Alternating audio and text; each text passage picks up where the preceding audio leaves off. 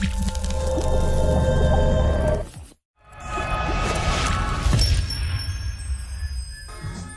everybody, this is Geneva of Geneva's Closet Talk Show. Please make sure you like and share this video and subscribe to Geneva's Closet if you haven't already done so right here on YouTube. And you can follow me on Facebook at Geneva's Closet. And you can email me at genevascloset22@gmail.com. Now, let's get into the news. In part one of Beyonce, Solange, and Frank Ocean, The French Connection, which is more of a question of, are these three family members, are they connected by ancestry, meaning their French or Acadian side, or maybe their Creole genes? Well, in 2014, the media company Curbed New Orleans connected these three by property, which is the reason why I started this research in the first place. And in part one, we discussed those properties. Now remember, Curbed New Orleans wrote this article in 2014 connecting Solange and Frank Ocean to said property on the 900 block of St. Anne in the French Quarters. Now, this property was connected to a trust called the Noble Jones Trust. Then in 2018, articles came out that said that Beyonce had bought a 100-year-old church in New Orleans. But then come to find out, it wasn't Beyonce, it was Solange, and it was all under, again, this trust, this Noble Jones Trust. And just for the sake of discussing it, we also talked about Beyonce and Jay-Z's mansion-y, castle-y home that they purchased in January 2015 in New Orleans.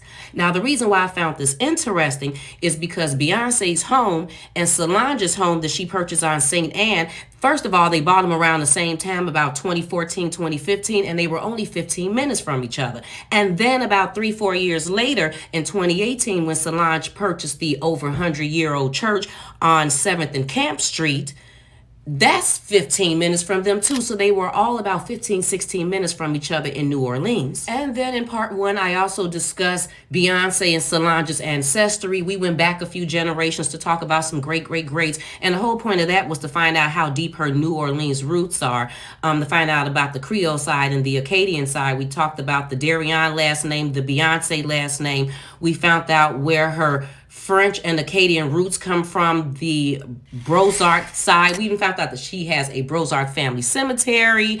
And then in that, we also discussed Frank Ocean. Like, who is Frank Ocean? We found out that his name is Christopher Edwin Bro, and that is not Frank Ocean. He changed his name some years back. We even discussed where the Bro last name come from, because I found that was a French last name, and it came from his mom, not his dad. Then it was, well, where did the mother get it from? Did she get it from her father, or did she get it from her mother? Found out she got her last name from her mother's side of the family. We also discussed how his brother sadly passed away in 2020, and we discussed a few other things in his background just to help familiarize us with Frank Ocean and with Beyonce and Solange. And also in my research on his mother, Catania Bro, I found out that she went to school with the celebrity. Well, a person who ended up being a celebrity later on in life. Now that I am all done talking about what happened in part one of this video, let's break down some very important details that Curbed New Orleans, aka NOLA.com, had to say in 2018. And they said that TMZ reported, without a source, that Beyonce Knowles Carter bought a 100-year-old church at 2930 Camp Street in New Orleans. But based on the records, that purchase is at best indirectly linked to Beyonce. NOLA.com verified that the Noble Jones Trust bought the Camp Street Church, and that Knowles' family friend Vernell Jackson Keys signed the paperwork on behalf of the trust. NOLA.com even found this Instagram post that further solidifies Keys' ties with the Knowles family. Now, my question was, who is Vernell Jackson Keys? And that's where my research came in at. Now, let's check this out. Based on this Instagram post that Tina Lawson, aka Miss Tina Knowles, wrote in 2015 that says, my best friend since 6th grade, Miss Vernell Tips Jackson Keys, kind of verifies that they've been friends for a long time. And who am I to say that they haven't been knowing each other since 6th grade? Miss Vernell Jackson was born December 21st, 1954. She is 68 years old, from Houston, Texas. And Tina Knowles was born January 4th, 1954. She is also 68 years old, from Galveston, Texas. And then when I did a little bit more research, I found this article from TexasMonthly.com dated for 2004 that says Vernell manages Headliners, Tina's 8-seat salon on Bissonnette, if I'm saying that correctly, near Rice University. She is also the go-between for Craze fans and Destiny's Child. She pulled half a dozen letters and packages from behind the front desk addressed to Beyonce, Tina, and the group in care of the salon. Then she produced a white canvas the size of a coffee table book with the pencil drawing of Beyonce, though it looked more like Cher. There was a handwritten letter from the artist taped to the frame. He loves her, Vernell explained, because he saw her in his dreams. So this also verifies that Miss Vernell, in addition to her being friends with Tina, she said since 6th grade, that she also worked for Tina's salon in Texas called Headliners. And even more than that, I found another Instagram post when her, Vernell, and her twin sister, Janelle, was making 65 years old. I noticed that Miss Tina Lawson was in the comments saying happy birthday to my bestie Vernell. And I seen Solange also commenting saying, y'all the best. I love y'all forever. Now, my personal opinion is Miss Vernell she isn't just friends with them. Now, this particular Noble Jones Trust that they said Vernell signed her name to, I did not see that information. But what I did find was property that is in Tina name, but also is in Vernell name.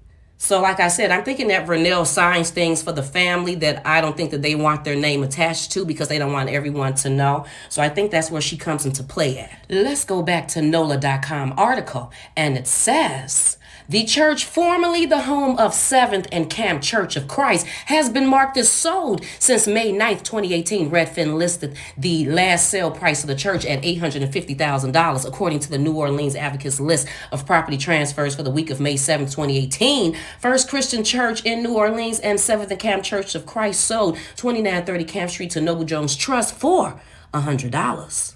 Now, let me just keep it real with you people. I don't know anything about no trust. I don't know what's going on here. I don't even know if this is just some rich people stuff. But I'm trying to figure out, how is a church $850,000, but then it sells for $100 to the trust, to this Noble Jones Trust? What is that all about? I don't know. But y'all let me know if you know. Let's continue. Back to the article. It says, Curb Nola reported on the Noble Jones Trust in 2014 when we were tipped about Solange moving to 927 St. Anne in the French Quarter. In the recent purchase of the Camp Street Church, the Noble Jones Trust used 927 St. Anne Street as its official mailing address, according to the Orleans Parish Assessor's Office. Based on the records, the purchase of the church has a stronger link to Solange than Beyonce. Now we're about to get into the interesting stuff. When you go over to the Orleans Parish Assessor's Office page, what you end up finding is two Noble Jones Trust. One is called Noble Jones Trust, connected to 2930 Camp Street, which we know is the 100-year-old church that Solange owns. Then we see the Noble Jones Trust, connected to 927 St. Anne, which we know is Solange's home on the French Quarter. Again, I would like to mention that NOLA.com said when they seen these trusts, they seen Vernell Keys had signed. Again, I said that I didn't see that. And I didn't see anyone had signed. I didn't see Solange name, Beyonce name, Vernell name, or anyone else's name. But what I did find interesting with both of the trusts, the Noble Jones Trust and the one that says the Noble Jones Trust, was that it was connected to a certain address. Both addresses was 13701 Riverside Drive, 8th floor, Sherman Oaks, California, 91423. And that's where I took my research to, this particular address. Before I go any further, I would just like to mention, while I am currently recording this video, I am still doing research. So I'm still finding things. So not too long ago, I said that NOLA.com said that they seen that Vernell Jackson had signed the trust. for 927 St. Anne and for the Camp Street Church. And I said that I hadn't seen that. Well, while I'm recording this video, I'm still doing research. When I'm on the Orleans Parish, Louisiana page for 927 St. Anne and I go down, I see something where it mentions a man's name by Fernam Herbert B. III. It said that he was the grantor. Then it says the grantee in 1989. So then I look up his name. And when I look up his name, then I find something that says New Orleans Real Estate Transfers dated for October 24th, 2014. And as I go down from that, I then find something that says St. Anne Street, 92729, Herbert B. Fernam III to Vernell J. Keys as trustee for Noble Jones Trust, $1,375,000. Oh my God, you have no idea how happy I am that I found that information because that was a bit of my research that I was missing. But anyway, let's get back to that address I was talking about. Don't you remember I just said the Noble Jones Trust and Noble Jones Trust was connected to a certain address, 13701 Riverside Drive, 8th floor, Sherman Oaks, California? Well, when I looked up that address and Solange's name, this is what I found. I found a business that said S-Knows Inc. And we all know S-Knows stands for Solange Knows Inc. And then when you go further down to read it, it says doing business as S-Knows Inc. S-Knows Inc. is located in Sherman Oaks, California, United States, and is part of the business support services industry. S-Knows Inc. has a total of 6 employees across all of its locations and generates $255,745 in sales. Employees and sales figures are modeled. And it says the key principle is Solange knows. That's what it says, people. What we've learned so far about these properties is that in 2014, Solange bought the home. And then in 2018, Solange bought the church. And just a little information right quick about this church. The Seventh and Camp congregation began from a sermon preached by Alexander Campbell in 1839. The congregation began legally chartered in 1845. Seventh and Camp is Louisiana's oldest a cappella congregation. The congregation moved to its current location at 1129 7th Street in 1908. Chartered 1845, unofficially the congregation has been meeting sporadically since a sermon preached by Alexander Campbell in New Orleans in 1839. Just wanted to give you that information because we keep hearing that the church is over 100 years old, but for me, I wanted to know how much over 100 years, and based on this information, it was moved to its current location in 1908. What have we learned so far about these properties? Well, in 2014, Solange bought the home. And then in 2018, Solange bought the church. Well, both of these properties is tied to a trust, Noble Jones Trust and the Noble Jones Trust. Why do both of these trusts have 2 different names? I don't know. But both of these trusts is tied to 2 separate properties that Solange owns. But then again, we see that the Knowles family friend, Vernell Jackson, is the trustee to these properties. And then we see that both of these properties, these trusts, are tied to another address, 13701 Riverside in Sherman Oaks, California. And then when you look that up, you see Solange has some type of business called S-Knows. Now, how does Frank Ocean connect to all of this? Let's go back to what NOLA.com had to say in 2014 in their article. In NOLA.com's article written in 2014 entitled, "Is NOLA native Frank Ocean renting his French Quarter double to Solange?" they make a mention at the bottom. Now, this is before Solange bought the church. This is when she just had brought that home, 927, 929 St. Anne French Quarter. And it says, according to a public real estate transfer notice dated for September 12th, the multi-unit home of 927, 929 St. Anne was the most recent property sold on the 900 block to a Noble Jones Trust for $1.375 million. This fairly cleverly disguised trust. Then it says, fun fact, Noble Jones is a prominent music video director and filmmaker. Then it goes on to say, is the only one that shares an address with Frank Ocean Touring, Inc. So this is where the research come in at. What are they talking about? Personally, I think that NOLA.com was talking about this paper right here. This Articles of Incorporation of Frank Ocean Touring Inc., dated for October 13th, 2011, which was 2 years before Solange brought her home. Now, the reason why I think they're talking about this paper is because I did not see Frank Ocean's name tied to Solange's home on St. Anne. And I did not see Frank Ocean's name tied to Solange's church on 7th and Camp Street. But I did see Frank Ocean's name tied to the trust, both trusts, the Noble Jones Trust and Noble Jones Trust. And that address was 13701 Riverside Drive, 8th floor, Sherman Oaks, California. Now let me read to you what this Articles of Incorporation says. It says, the name of this corporation is Frank Ocean Touring Inc. The purpose of the corporation is to engage in any lawful act or activity for which a corporation may be organized under the general corporation law of California other than the banking business, the trust company, businesses, or the practice of a profession permitted to be incorporated by the California Corporations Code. The name and address in the state of California of the corporation's initial agent for service of process is Sean Michael Larkin, 13701 Riverside Drive, 8th floor, Sherman Oaks, California.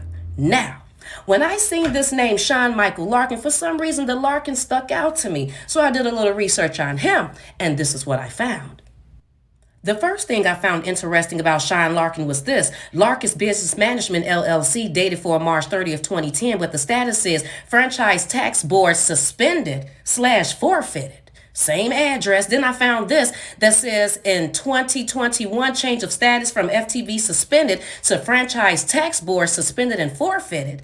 I said, oh no, something going on with this Sean Larkin. Then by the time I found this, the name of this business is Fake Work Management Inc. in California, same address, registered agent Sean Michael Larkin. I said, is this even a real business? And then it gave another date because the other one was 2009. This one was 2003. I said, you know what, let me do just a little bit more investigating on this Sean Michael Larkin. And this is what I found. Now remember that Sean Michael Larkin was the registered agent for Frank Ocean, his Frank Ocean Touring Company in 2011. But some of these dates about forfeited and suspended is before and after that date. So as I kept looking, this is what I found.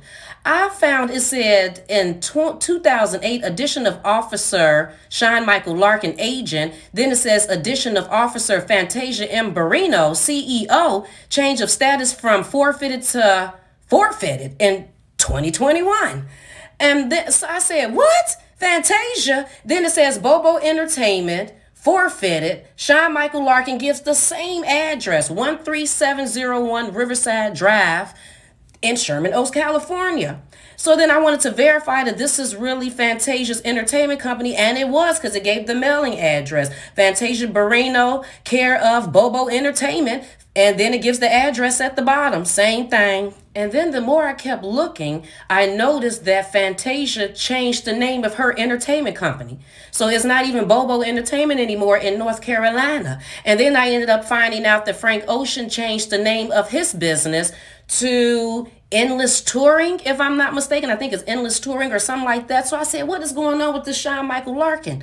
And then I found an article on Sean Michael Larkin, and this is what it said. I'm reading from the LAtimes.com, dated for April 14th, 2012. Mind you, this is 1 year after Frank Ocean used Sean Michael Larkin to file his paperwork for his business, and it says, musicians, money manager faces scrutiny. Sean Larkin was a Cal State Northridge accounting grad trying to break into the entertainment industry when he met a hip-hop act that performed in local clubs. The Black Eyed Peas didn't need high-level financial advising in the mid-1990s when they were often broke and handed out flyers to fill their shows. Larkin signed on as their business manager anyway and remained at their side as they became international superstars who routinely pulled in $1 million a night. What seemed a rare story of loyalty rewarded in the music industry was revealed itself as a cautionary tale in recent years. The P's dismissed Larkin after discovering that he had gone years without filing their federal and state income tax returns. Other clients stepped forward with similar allegations, and federal authorities began looking into his handling of client money. Larkin's own finances also are troubled. His 5% cut cut of the P's revenue should have made him a multi-millionaire, but public records indicate he owes more than $1.1 million in taxes, and American Express recently sued him over failure to pay a $58,000 credit card bill. I've tried my hardest to make sense of it, said P's guitarist George Pagan, if I'm saying that correctly, who is suing Larkin for a breach of contract. It's ugly. It's really nasty. He and other former clients said finding out they owed hundreds of thousands of dollars in delinquent taxes hurt all the more because they regarded Larkin as reliable and candid in a shark-infested industry. It was a very slow heartbreak, called singer Laura Dawn Murphy, who used Larkin as a business manager for years. We were begging him to be the person who he said he was. Larkin did not return messages, and his lawyer declined to comment, citing ongoing litigation with Pagan and another client. He has acknowledged in court filings that he failed to file tax returns, and in a deposition last month blamed his son's success. I was overwhelmed by workflow, he testified. I'm not reading all of this article because it's very long, but then it goes on to say, in spring 2009, the P's learned that the California Secretary of State had suspended the band's corporate entities because of delinquent taxes. It quickly emerged that Larkin had not filed tax returns for at least 5 years, a period in which the P's had toured constantly, sold millions of records, signed endorsed deals with Apple, Best Buy, Verizon, and other major companies, and brought in tens of millions of dollars. And then it goes on to say this interesting thing that it said about Larkin. By his own account, Larkin doesn't have the money to pay anyone's taxes. At the recent deposition, he listed assets of a heavily mortgaged condominium, 2 cars, furniture, office equipment, and bank accounts containing less than $10,000. He said he owned credit card companies at least $120,000 and lawyers $100,000. Asked when he last filed an income tax return for himself, he replied, I don't recall. And yes, everybody, you can bet your last dollar that after I found this information about Sean Larkin, Fantasia, businesses being forfeited, the Black Eyed Peas, and all of this other stuff, I'm sitting up here wondering, now what the hell does this have to do with the French Connection? And what does this have to do with, is Beyonce, Solange, and Frank Ocean, are they related? Are they connected? I don't know. But you know how they say everything happens for a reason. And because of this, me finding this information, my research changed and what I was looking for changed, which led me to this posting on Reddit. Shout out to whoever posted this on Reddit, which is the LLC documents breakdown of Frank Ocean's businesses, which I ended up finding pretty interesting. Now check this out. This posting is dated for 3 years ago. So what is that, about 2018, 19? And it says, okay, so here's how I understand it, whoever wrote this. June 12, 2015, McGruder Publishing LLC. And if you don't remember, McGruder is the last name of Frank Ocean's grandfather, Frank Ocean's mother's father. So it says McGruder Publishing LLC files a statement of info SI showing Christopher Francis Bro as a manager. There seems to be some info whited out for privacy reasons. Type of business, publishing company. January 22nd, 2016, Heavens Research files a statement of info showing Christopher Bro as CEO. So now it's mentioning another business called Heavens Research. Then it goes on to say, I assume this isn't the initial SI, and SI is statement of info. Considering it is credited to albums out in 2012-2014, type of business, production, Heavens Research, also seems to be credited on Discogs for being involved in many albums connected to Frank. He either had a feature on or was credited for writing. April 26, 2016, Blondie Racing LLC. Another business. File SI and it credits Frank Ocean as a manager. Notice the use of his artist name rather than his real name. Type of business, investment and asset management. October 26, 2017, Frank Ocean Touring Inc. files a name change to Endless Touring Inc. October 26, 2017, the exact same day, Fresh Produce LP, this is another company, people, files a name change to Blonded LP, signed by Christopher Bro, with the title of Managing Member on behalf of Heavens Research LLC. General partner. This explains all the singles that were released under the Blonded LP label. May 7, 2018. Finally, we have Home Record. Another one, LLC, filing as Christopher Bro as manager type of business, apparel. I'm just going to be honest with you people. I'm looking at all of this information like it's some sneaky stuff going on because it's just too many businesses and too many different names. So he's using Christopher Bro, and Frank Ocean, if I'm not mistaken, because I think he probably using another name. And then all of these different businesses, like why you keep changing your business name every few years? Like, what is that all about? But I talked to the husband about it, and the husband said he feel like there's some sneaky stuff going on too.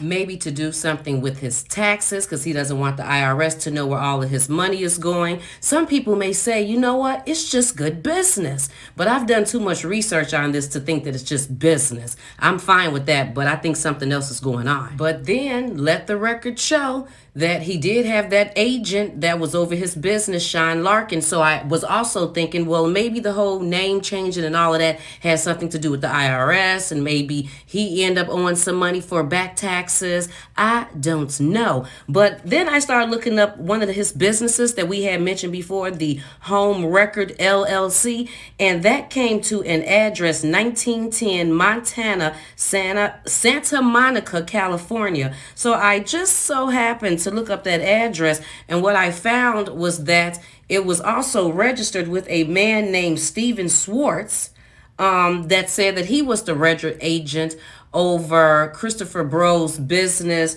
Home Record, and if I'm not mistaken, it was that Heavens Research business too. It was the Steven Swartz man was connected to that. So I'm like, okay, who is he? And then I found this other business, The World LLC. So I said, well, let me look up 1910 Montana where it says this business is registered, and it came to this. Now, what is this? So this is where his Home Record LLC and Heavens Research business is located. 1910 Montana, Santa Monica, California. This is it, people. I even did a whole street viewing just to be sure. So, look. Now, if this don't prove it's something going on, he done register his, so multi-million-dollar, because I think it says that Frank Ocean net worth is between $10 to $14 million. So you got multi-millions, and this is where your business registered? Or is this just what you saying for tax purposes? I don't know what's going on. I'm just showing you what I found. But as I kept looking, and I don't remember which business it was. It could have been the Home Record. It could have been Heavens Research. I don't know. But on one of the forms, it had an SHS management. I don't know if they were saying that it was connected or they was helping to run his business or with his paperwork. I don't know. But when I looked up the SHS business, that came to Steven Swartz too. And it says, with the address 1910 Montana, and it said that SHS management was a tax practice based in Santa Monica that did tax preparation. But then I looked on something else and it said that SHS Management in Santa Monica, California, operates in business management and engineering and accounting and management services sector. And so I'm like, so is it management or is it taxes? Is it really 1910 Montana at that address? I don't know. But as I kept looking, then I seen Steven Swartz connected to a business that said Remo LLC. And I'm like, so now what is this Remo? But if you see at the bottom, it says Magruder Publishing, name change to Remo LLC. I said, so he done changed something else. Again? Really, people, again? So what is this Remo? So I'm sitting there staring at the Remo. So this is after I done did the research and I done took a pause on recording this. And I'm staring at the Remo, and it dawns on me. I look at it backwards and notice that it says Homer. And what is Homer? Homer is the name of Frank Ocean's jewelry company. So he changed the Magruder to Remo, anybody else would have looked at the Remo and been like, what is that, remodeling? Because that's what I was even thinking at first when I first seen it. But because I've already done my research, I knew after I paid attention and realized what it was backwards, that that's Homer, Frank Ocean's jewelry company in New York. So let's get into that. I am reading from GQ.com, dated for August 2021, and it says, it turns out that Frank Ocean has been designing jewelry. Today he announced the launch of Homer, a line described in a press release as an independent American luxury company. The first Homer collection is extensive, comprising dozens of diamond-encrusted bracelets, cartoon-color enamel pendants, patterned silk scarves, and gold rings sculpted into the word, okay. A Homer store is expected to open in the Jewelry Exchange, an uncut gem-style emporium on the Bowery filled with old-school diamond setting and watch repair booths on Monday. For now, the collection is only available at the store. The project has been in the works for almost 3 years, a span that suggests Ocean has approached Homer. The name is described in the release as representing carving history into stone and is perhaps related to Home Record, an LLC Ocean registered several years ago. The pieces in the first collection are designed in New York and handmade in Italy, and the diamonds are grown in the brand's own domestic laboratory. The price points range from accessible to outrageous. Enamel plus symbol pendants are $435, similar to what you might find at a local Canal gold shop. And then there's the Spear Legs High Jewelry Necklace, which costs just shy of $1.9 million. Yes, $1.9 million. Ocean is aiming to reach his 20-something fans, as well as the celebrities who engaged in Instagram one-upmanship with their Ben Baller and Jacob the Jewelry pieces. It's easy to imagine little Uzi Vert fighting, say, Quavo, over a one-of-a-one Homer high jewelry chain. Not many brands encompass both entry level and high jewelry, but not many people are as mysteriously alluring as Frank Ocean, whose merch drops, to say nothing of his music releases, cause multi-day social media driven news cycles. Can somebody explain to me, how did Frank Ocean get a jewelry store in the New York Jewelers Exchange? And the cheapest pieces I seen was like $200 and some. I didn't even see the $1.9 million piece. I seen the $11,000 piece, but that's neither here nor there. Who is he selling this $1 million piece to? Almost $2 million. Who is his friends? Who is he marketing to? It must not be his average fans that's buying his music, because I don't know if they got $11,000, almost $2 million for some jewelry.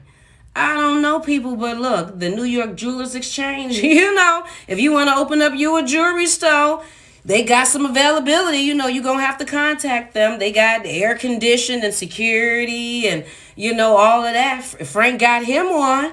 We might as well get us one too. But anyway, let me continue. As I continue my research into Frank Ocean's businesses, because not only was it interesting, but I was still trying to find the connection between Frank, Solange, and Beyonce besides those properties that I knew about in New Orleans. So I'm still looking up the Home Record LLC and Frank Ocean, and I come across a lawsuit where Frank Ocean was sued in 2013, May 30th, 2013 to be exact, and it was Otano versus Ocean, and it said, what did it say? But what I found interesting is it said Frank Ocean, an individual also known as Christopher Bro, defended, represented by Stephen D. Rothschild. I said, what Rothschild? Not the Rothschild. Is this the whatever, King, Holmes, Paterno, and Berlerner, whatever. Then it goes on to say, Fresh Produce LP, a California limited partnership, defended, represented by Stephen D. Rothschild and that whole company.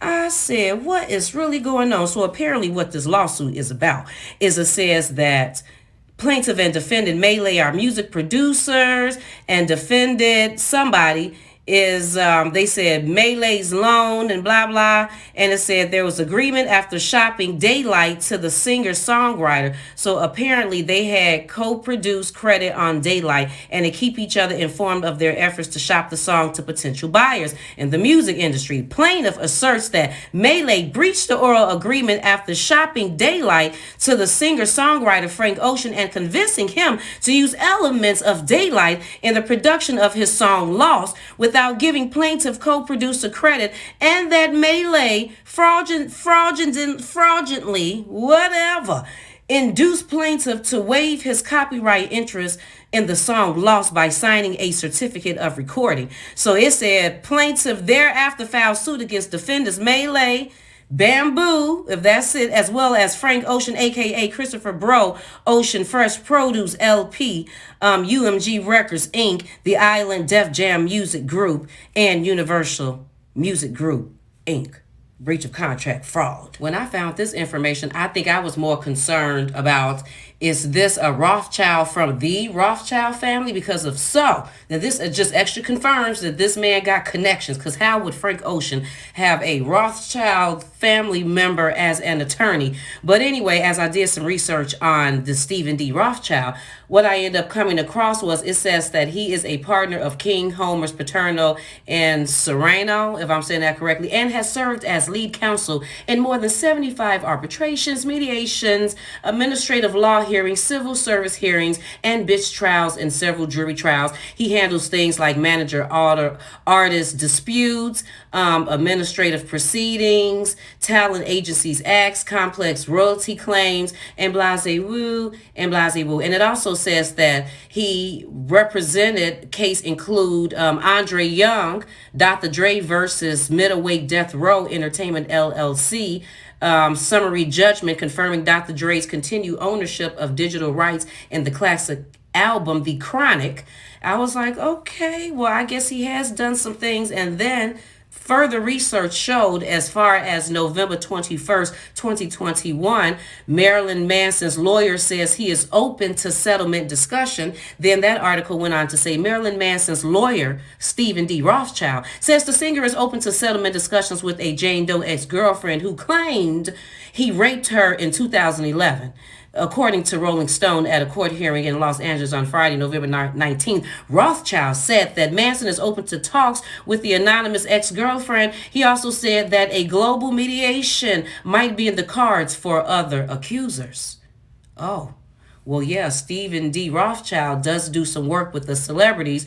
So go figure that then he's done some work for Frank Ocean. But then I went and looked a little bit further, and I don't know if you knew, I can't remember what year this is. I'm going to have to look it up. But Frank Ocean's father sued him because he said that Frank Ocean lied on him and said that he had made some comments about being gay or the LGBT or blase woo. But when I looked that up, come to find out, Stephen D. Rothschild was an attorney for Frank Ocean in that case.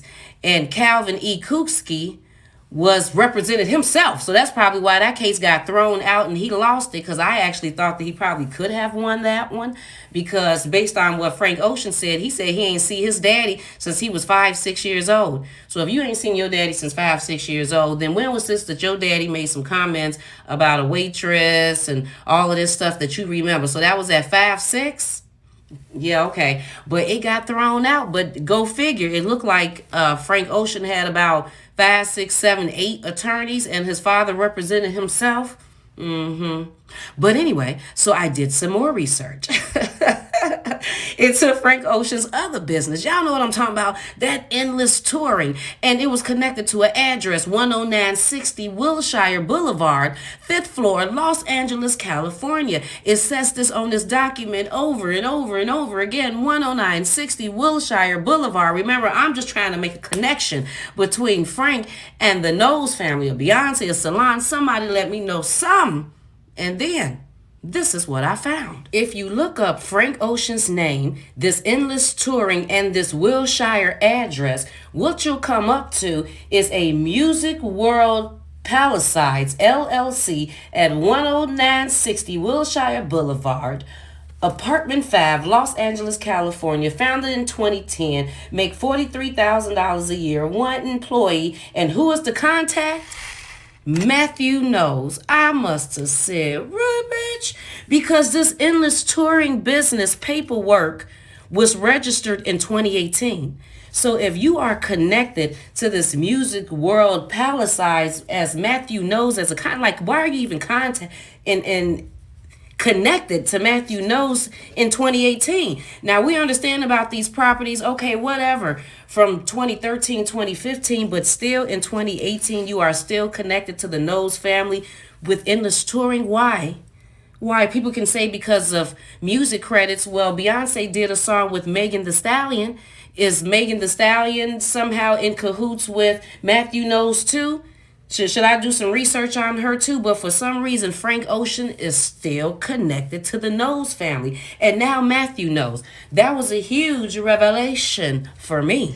Anywho, that makes me think of something. Don't you know the Met Gala? You know what I'm talking about? That event that all the celebrities go to and they wear these extravagant, sometimes crazy outfits. And what do they do there? I don't know. A lot of us think that they having some type of orgies or rituals or something, but I don't know. Who am I to judge? Even though I do, but I'm just saying. The Met Gala. Well, don't you remember the Met Gala in 2013? This is the one where Kim Kardashian had that flowery dress on that wasn't too cute, but whatever, that's what she wore. And she came with Kanye, and Beyonce had that really pretty dress on and all of that type of stuff. Well, this is the actual same Met Gala in 2013, the first one that I know about that Frank Ocean went to. Do you remember that? Well, whether you do or don't, there was also a man there by the name of Riccardo Tisci. And if you don't know who he is, just like I didn't, I just thought that he was an Italian designer. But come to find out, he is the CEO of Burberry. And he has worked for Givenchy, Versace, Puma, and some other places. And I also heard that he is like one of the head members of the Met Gala. I don't know. But he had met Frank Ocean there, and him and Frank Ocean got together at this Met Gala, and then this Riccardo Tisci, that is the CEO of Burberry, and I think a member of the Met Gala, slept with Frank Ocean and then posted it on his social media page. Now, I remember this. I specifically remember this because I remember thinking, why? Why is this man messing with Frank Ocean? I mean, like, this man is, you know, in high places. And I kind of knew that because I knew that he was a designer and that he had designed Kim Kardashian's dress. Matter of fact, that flowery dress, I think he designed that. And Beyonce has worked with him. He's designed her dresses.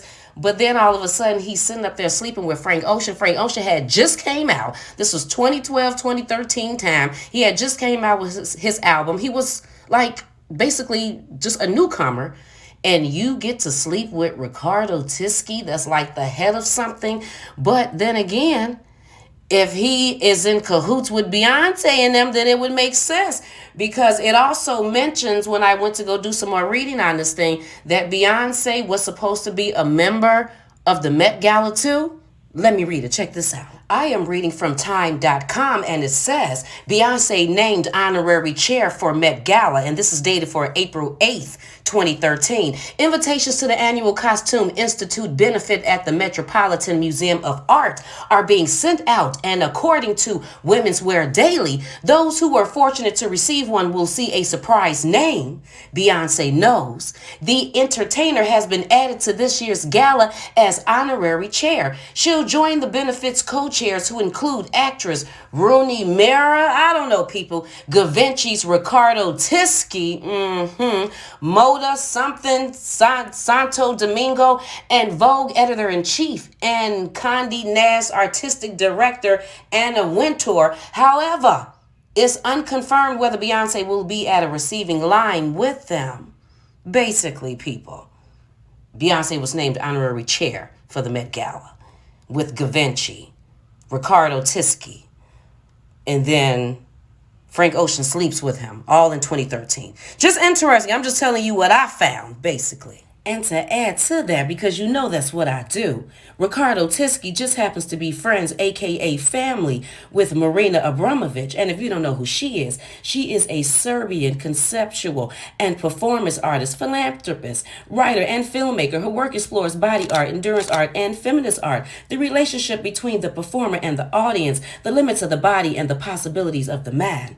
Now, some people may say she's an artist, but a lot of people say that she's a satanist, she's a devil worshiper, she's in the cult.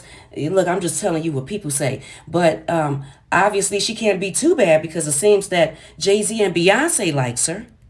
Now, the reason why I say that is because an article comes out in 2013 that says Jay-Z and Marina Abramovic at Pace Gallery. 6-hour performance at Manhattan Gallery yesterday featured Abramovic, Rosalie Goldberg, and Alan Cumming. Rapper Jay-Z has made plain his interest in the contemporary art world for some time. He referenced super gallerist Larry Gagosian, if I'm saying that correctly, in his 2011 collaboration with Kanye, That's My Bitch. And his new album, Magna Carta Holy Grail, is thick with contemporary art references from his ongoing appreciation of Jean-Michel. And then it names some other people names, I'm pretty sure that are in the art world that he loves. Then it goes on to say, perhaps the most noteworthy face-off was between the rapper and performance artist Marina Abramovic. The pair faced each other for an entire run-through of the song. Performance artist Marina Abramovic, whose 2010 installation, The Artist is Present, inspired Jay-Z's 2013 music video, Picasso Baby, a performance art film. I don't know which one happened first, Jay-Z making the video with Marina or Frank Ocean sleeping with Marina's good friend Ricardo. But because they both happened in 2013. But all I know was 2013 had to have been a huge year and a lot was going on for Frank Ocean because not only did his album Channel Orange had came out. People loved it. I love the song on there, Thinking About You. He had his Frank Ocean touring business, but also remember the whole incident. Sean Larkin was being exposed for not filing taxes and doing all of that stuff, and Frank had used him for a registered agent with his Frank Ocean touring business, which ultimately he ended up changing to that endless touring or whatever. But then also in 2013, he was being sued because remember the people said that Frank Ocean used some of their lyrics in his song, but then I guess he trying to enjoy himself too because he also came out at that time and said that he liked men too, and one of his first loves, a crush, was a man. And then I guess his cousin Beyonce, you know, I'm just putting my own theories in, she hooked her cuz up at the Met Gala, his first time being there, and hooked him up with her friend Ricardo.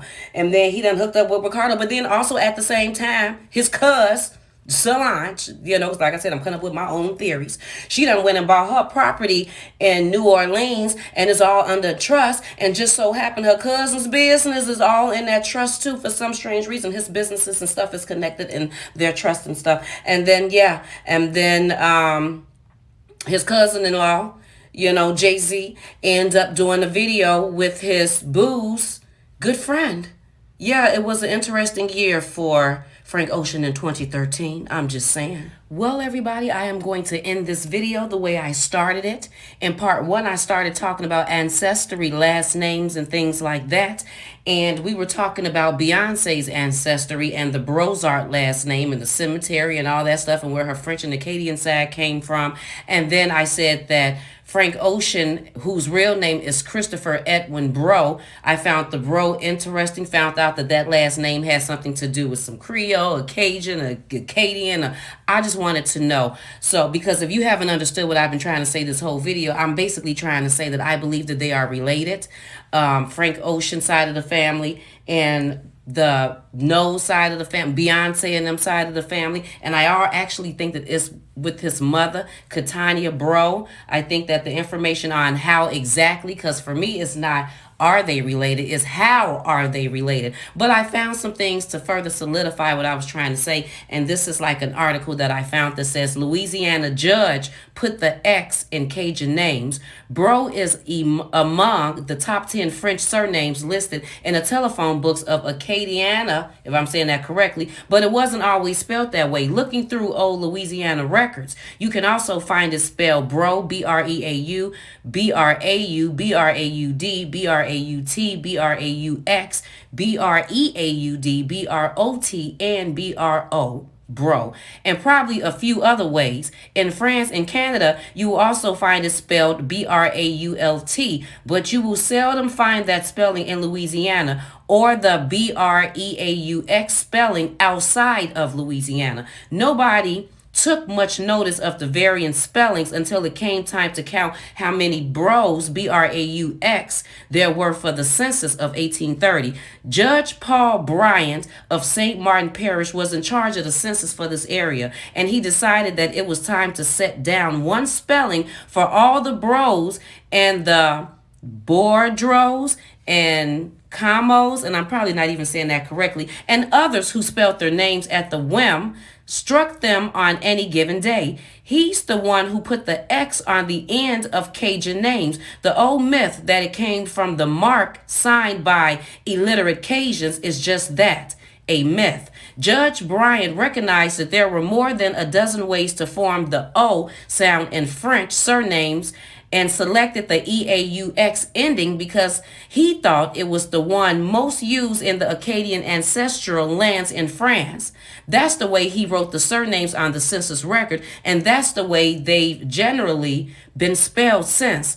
Practically all the bros, BREAUX, of South Louisiana trace their ancestry to Vincent Bro, who sailed to Acadie from La something, France, sometime before 1661, the year he married Marie in Port Royal. Several Bro family made their way to Louisiana after the Great Exile, the first of them probably being the families of another type of Bro and his cousin John Baptiste, a young bachelor named something else, and then it goes on to say a whole lot of other stuff.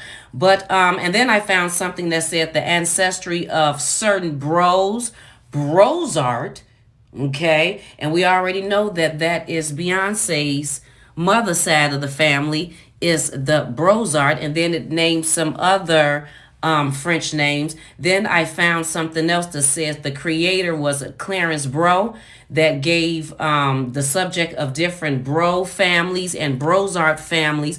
And then I just found different things where I seen over time Brozarts and Bros have connected in Louisiana in the same area.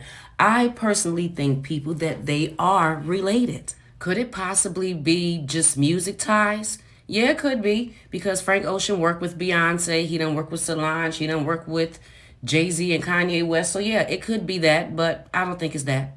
Could it be that they're just really good friends because they're all from Louisiana?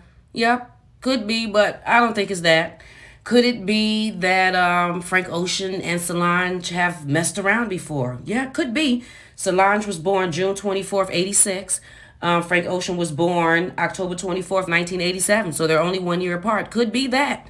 But nope, I don't think that's it. Because I don't understand why he would be attached to a trust. And I don't understand his connection with Matthew Knowles.